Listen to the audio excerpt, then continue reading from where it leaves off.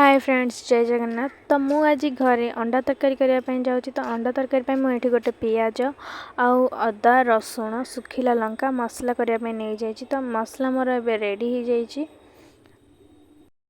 तरकारी करने तो अंडा सीझा निहाती दरकार। अंडा और आलू को मुझे आगुआ सीझे रखी थी। तो मुझे अंडा को दुई फाड़ करदे। दुई फाड़ कले तार बढ़िया टेस्ट आसता है। आम गाँव में तो अंडा को फाड़ करके करती। 4 ରୁ 5 घर पर्यंत बास्ना जाए। तो आपण भी ट्राए करके देखंतु केते बढ़िया लगुच। सीझा आलू को मु 4 कणिया करी काटिकी एटी साइड रे रखी देछि। एबे कड़ाई रे मु 3 ରୁ 4 चामच तेल देबी। आपण माने देखिथिबे प्राय लोक तेल रे चीनी पकांती नाली करिया पई। तो मु एठी गरम मसला गुंड पकेछि। थरे आपण पकांतु केते बढ़िया बास्ना और नाली भी आसे। तो मु एठी टमाटर भी पकई देछि। याको टिके भाजी नेबी। टमाटर आमर हो आसलाणी। एबे मु एथे जो मसला रेडी करथली से मसला को पकई नछि। मसला को टिके कसी नबा। एबे मु मसला रे हळदी गुंड लंका गुंड गोटे चामच आपण मानक जेतिकी राग दरकार सेतिकी नहीं पारिबे। मु एबे एटा भलो भाबे मिसई देछि। तो किछि पानी देकी आकु 10 ରୁ 15 मिनिट पई स्लो फ्लेम रे बसई देबे।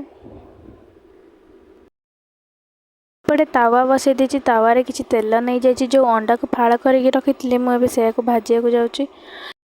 ध्यान देकी शुणु। अंडा भाजिला समय किछि सेफ्टी जिनस पाखे रखि थांतु नले आखि कणा हबार संभावना अछि। अंडा भजा अब एपटे बसी थाउ। तो मुझे जाऊँगी मसला देखिए। मसला कौन है ये देखो केते बढ़िया देखा जाउछि। मसला तेल रो अलगा हो गलानी। केते लाल भी देखा जाउछि। तो मसला कसी हो गलानी। तो मुझे आलू पकई दोछि। आ स्वाद अनुसार लुण देकी भल भाबे कसी नउछि।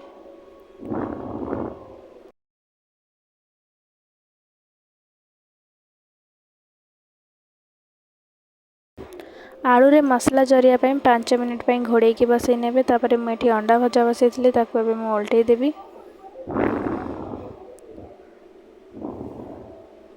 तो अंडा भजा पूरा रेडी हो गलानी। तो मुझे एबे प्लेट रे काढ़ी नउछि। एडी देखंतु आलू रे मसला भलो भाबे जरी गलानी। आको टिके भलो भाबे मिसई देबे। एबे मु एथिरे पानी दे दोछि। आपन को जेतिकी दरकार सेतिकी देबे।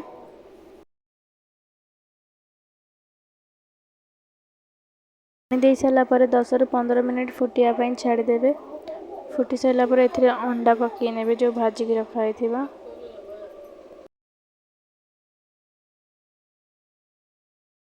आ लास्ट रे मु एथिरे धनिया पत्र पकई नउछि। एबे 2-3 मिनिट पई फुटिया पई छाड़ी देबा।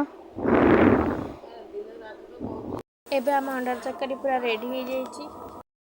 आपण मानको अंडा तरकारी रेसिपी केमति लागिला भल लागिले लाइक शेयर सब्सक्राइब करिवे। धन्यवाद।